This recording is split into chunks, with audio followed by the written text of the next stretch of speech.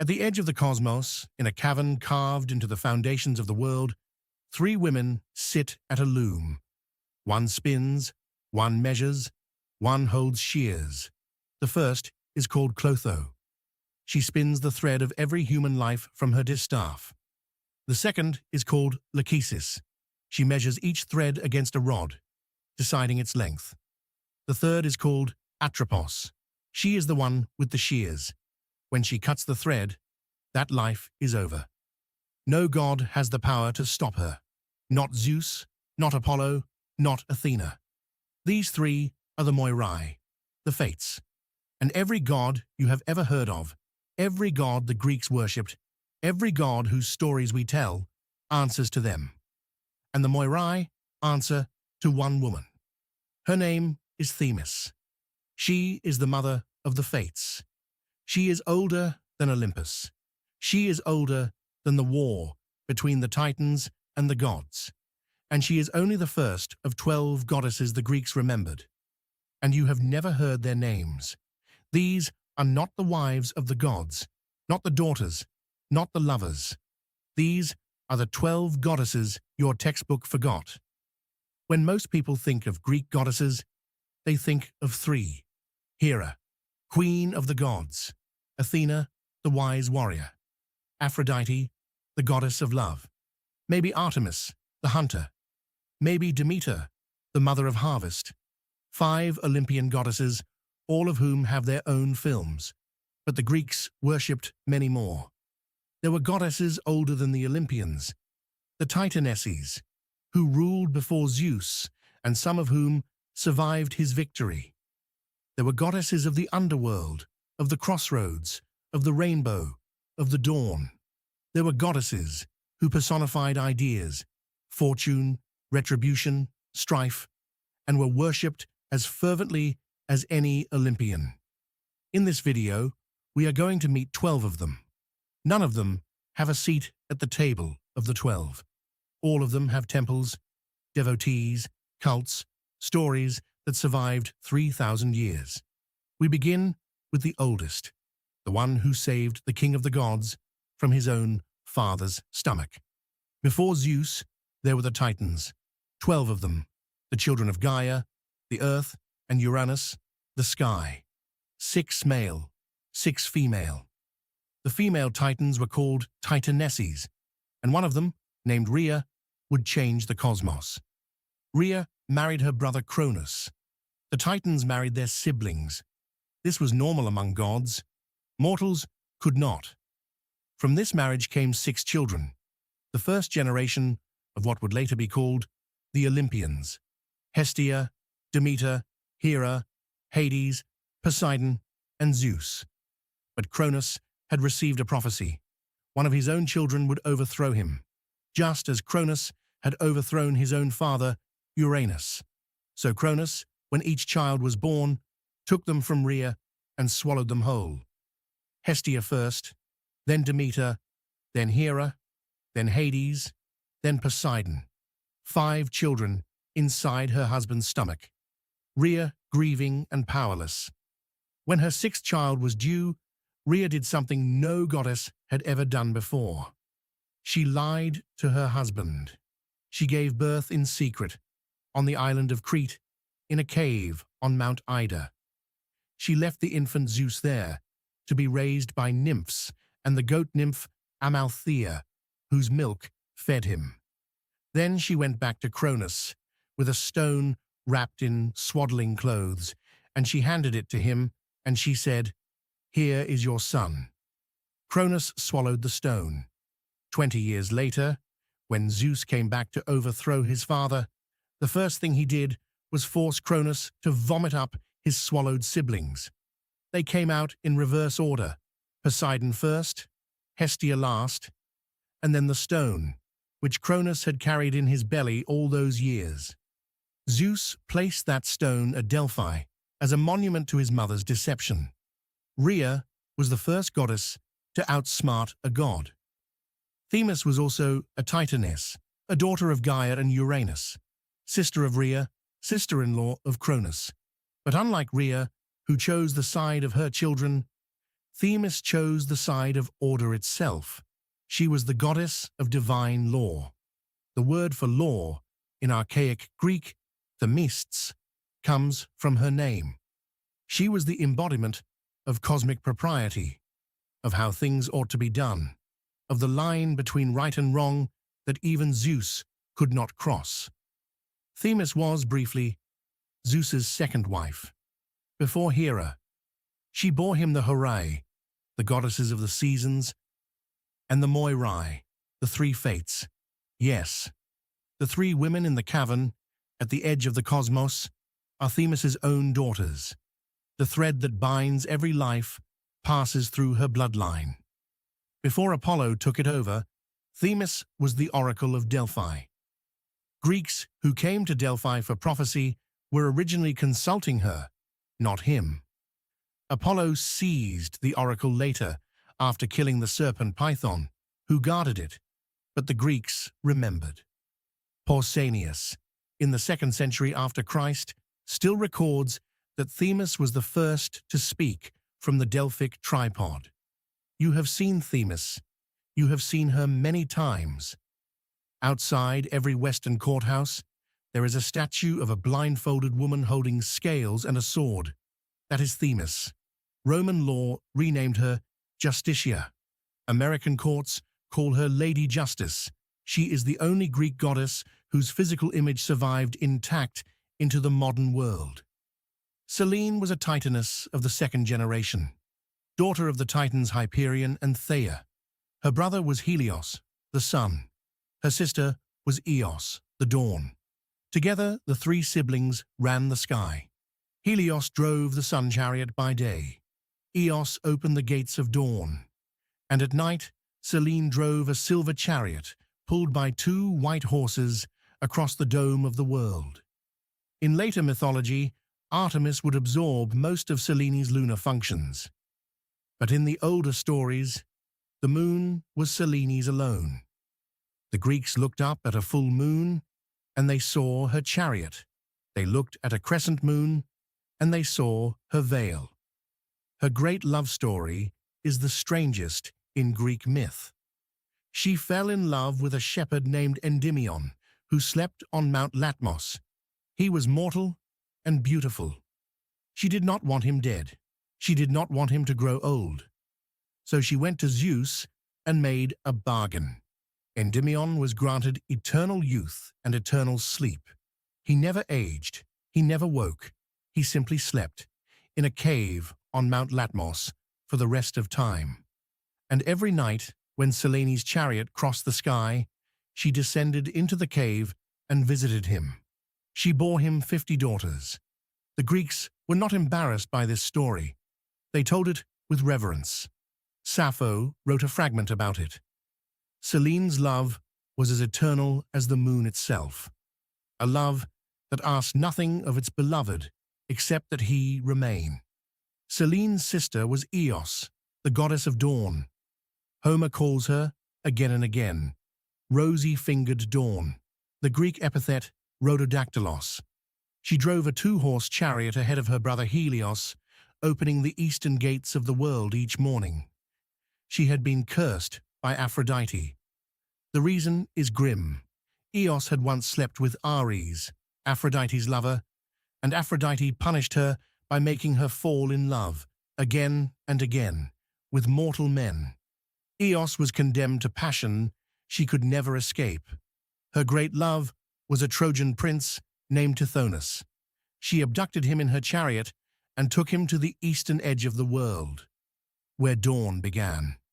She loved him completely, and because she did not want to lose him to death, she went to Zeus and asked for him to be made immortal. Zeus granted it. Eos forgot to ask for eternal youth. Tithonus did not die. He simply aged. His skin shrank.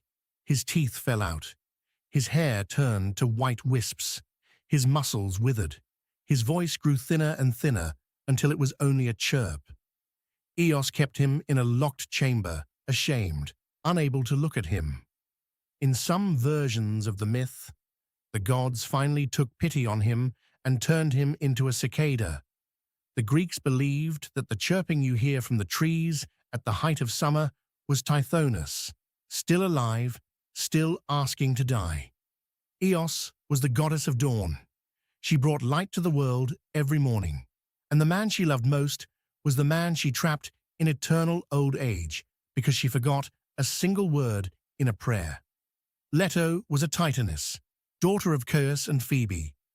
She caught the eye of Zeus, who slept with her, and she became pregnant with twins who would grow into Apollo and Artemis.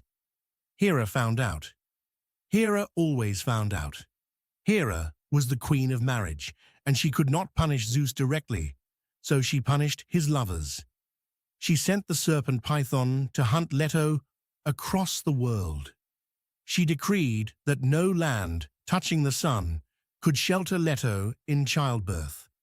She made her own daughter, Eileithyia, goddess of midwifery, refuse to attend. Leto wandered the Mediterranean for 9 months, growing larger, hunted by Python, refused everywhere she stopped. Every island, every kingdom turned her away. They were afraid of Hera. Only one place accepted her. There was a small island in the Aegean called Delos. But Delos was not a true island, not anchored to the seabed. It floated. It was not technically land touching the sun. Hera's curse did not bind it. Leto stepped onto Delos. The island gratefully rooted itself to the floor of the sea, anchored forever. Leto grasped a palm tree, and she gave birth. Artemis first, born helping. Apollo 4 days later. 4 days. That is how long Apollo lived before he picked up a bow and went to Delphi and shot the serpent Python, who had hunted his mother. Greek mythology's first revenge story was a son's revenge for his mother. Apollo was 4 days old. Delos became the most sacred island in the Aegean. Birth and death were forbidden on it. The dying were carried to neighboring islands. The pregnant were sent away to give birth elsewhere. Only Leto and her children were allowed to be born on Delos, forever. Hestia was the oldest of the Olympians, the first child of Cronus and Rhea.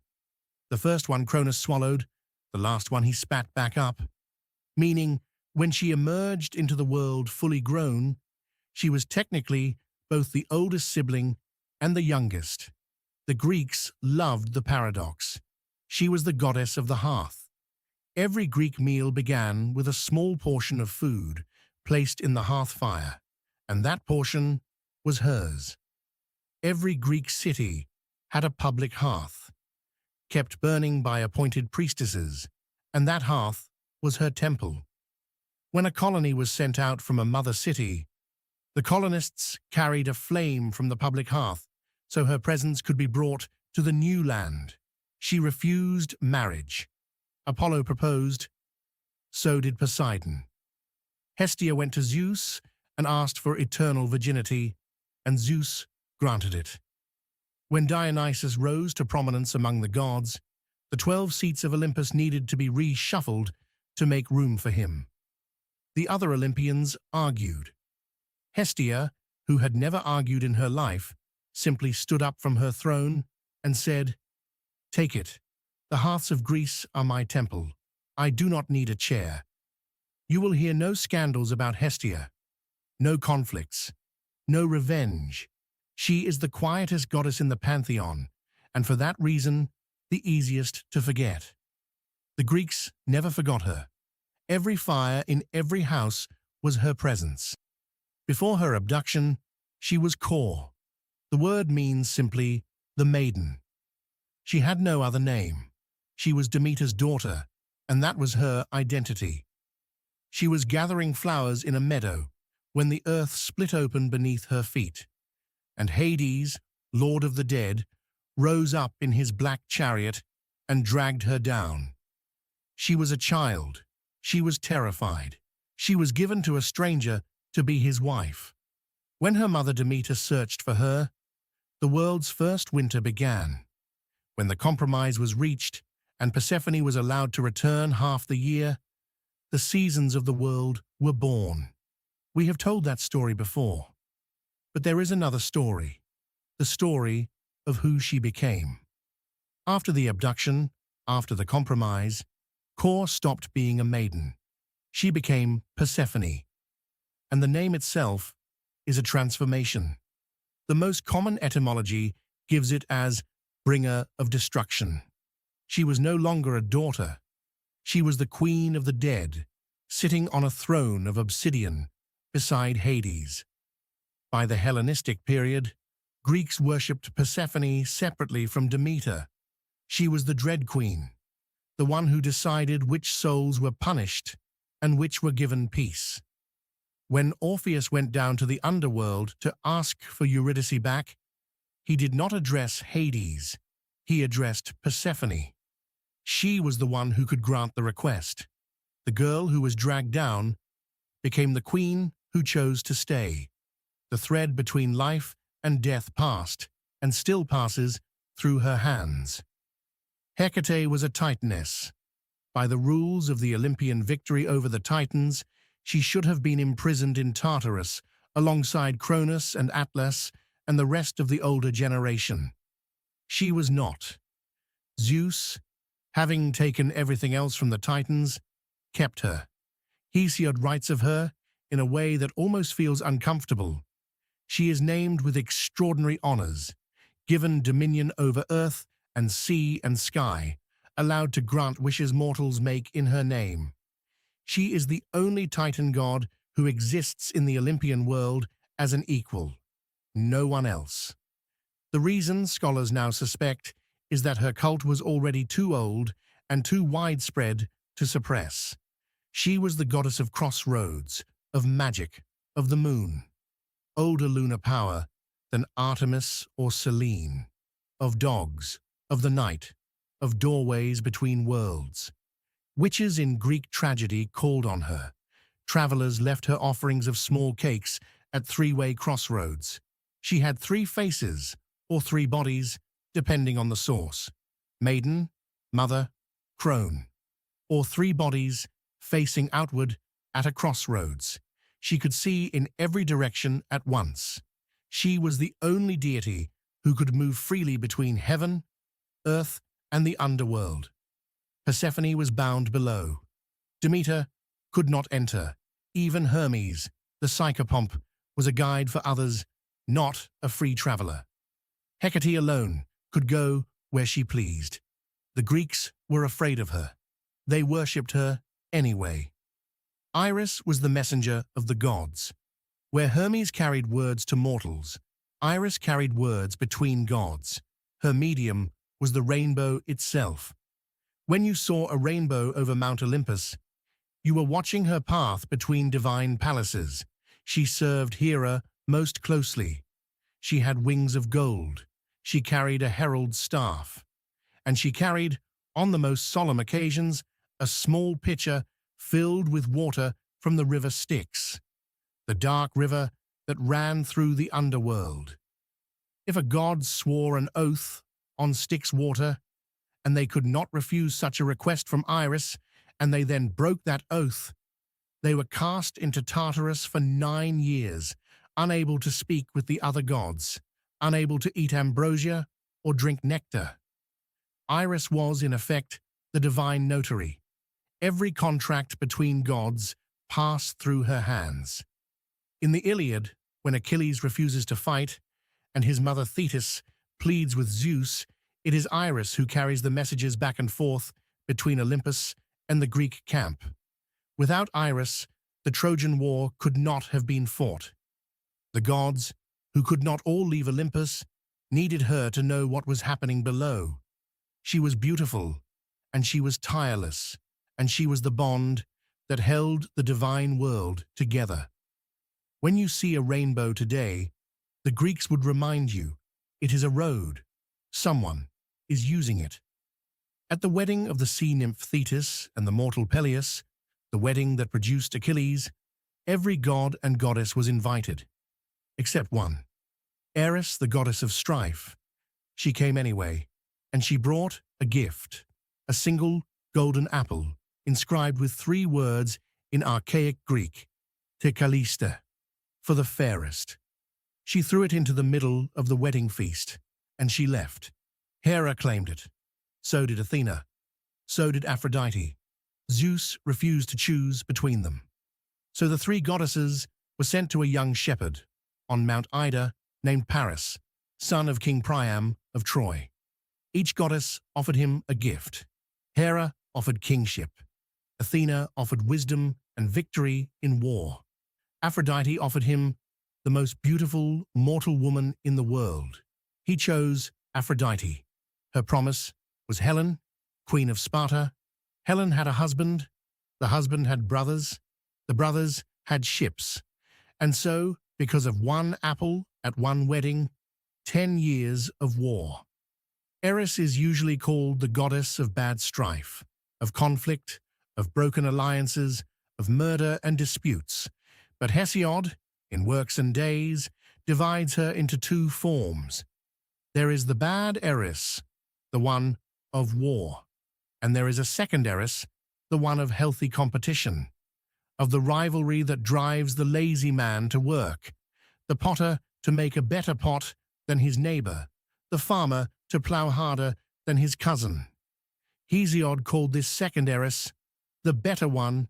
She stirs even the lazy man to work. The Greeks understood that conflict is not always evil. Sometimes the woman with the apple is showing you what you are capable of. Nemesis is often translated as the goddess of vengeance. The translation is wrong. The word itself, in archaic Greek, means the giving out of what is owed. She is the goddess of cosmic balance. She does not punish the wicked, as the Furies do. She punishes the proud. She punishes the mortal who believes they are beyond the reach of the gods. She punishes the man who has more than he deserves. The woman who boasts of her good fortune as if she had earned it. Niobe, queen of Thebes, boasted that she had more children than Leto. Apollo and Artemis, Leto's children, killed all 14 of Niobe's children in an afternoon. That was Nemesis. Croesus, king of Lydia, believed himself the happiest man alive. Nemesis brought him to a Persian pyre. Oedipus, who believed he had escaped his prophecy by leaving home, Nemesis was waiting in the new city he ran to. Greek tragedy is built on her. Every great fall in the Greek imagination, every hero brought low by his own success, is her work. She is not cruel. She is precise. The universe requires balance, and nothing offends that balance more than a human being who forgets they are mortal. The thread of hubris reaches its measured length. Atropos lifts the shears. Nemesis stands beside her, nodding.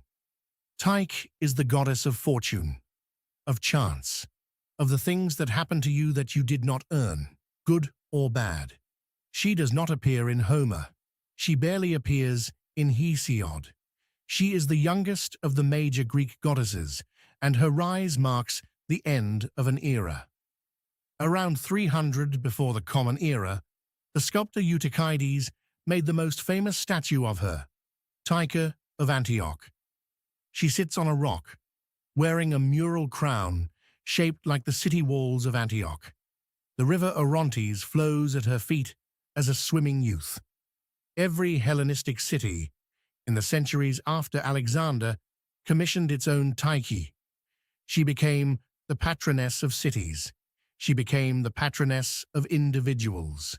She rises because the world had grown too large, too strange, too uncontrollable for the old gods to manage. Alexander conquered Persia, then Egypt, then India. Greeks found themselves living in cities they had never imagined, ruled by kings they could not appeal to, threatened by armies their grandfathers had never seen. In that new world, you did not pray to Zeus for justice. You did not pray to Athena for wisdom. You prayed to Tyche that today might not be the day she turned the wheel against you. Her wheel was a literal wheel. She held it sometimes in her hand. It turned. It lifted you up. It lifted you higher. Then it crushed you under itself.